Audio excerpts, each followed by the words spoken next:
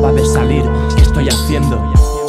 Otra noche más con el flexo. Dedico mi tiempo a esto, a estar en desacuerdo. Me ata la escritura porque es pura y no recuerdo ninguna de las veces en que no me desespero, creyendo que este mundo va a entenderme, sabiendo que no es cierto. Puede ser extremo, mi reloj biológico está muerto, más que el presidente que tenemos. Y yo soy el mismo, cada vez más solo y loco, pero soy el mismo. Esas putas no han conseguido acabar conmigo. Aunque me veas poco y roto, todavía no me han vencido. Aquí no hay rappers, hay ferias, mi desgaste misteria cuando me veo levantando sobre mi hombro esta mierda. Miedo de tener miedo de acercarme a los 30. Estoy dejando todo a un lado a excepción de mis letras. Si nada me importa, no sé por qué todo me quema. Mi padre estaba loco y la golpeaba sin problemas. Ya no siento mucho, ahora soy un zombie por dentro. Quiero ver a que me haya jodido bien lejos.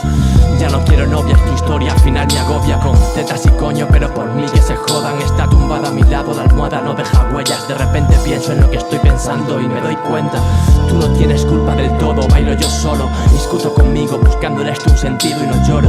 Ahora los médicos me dan drogas y todo. Me estoy curando de algo o me estoy volviendo loco. Sin duda me gusta pensar en que todo se acaba. Me hace levantarme al menos con algunas ganas. Esta es mi versión de los hechos, directo al infierno. Me sale igual de fresco de noche o por la mañana. Esta es mi versión de los hechos. Puedes ver que al fondo está el esqueleto. No está el fe, ya acabé con los cuentos. No perdí mi fe, a veces creo que ya estoy muerto. Jódete vida, a mí no me vas a engañar. El destino es como comer mierda, deja de hablar.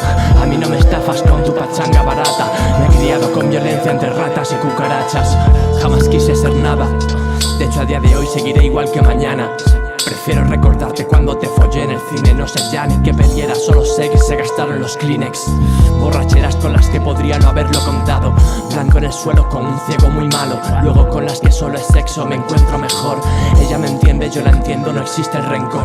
Luego todo acaba donde empieza, en el cuaderno.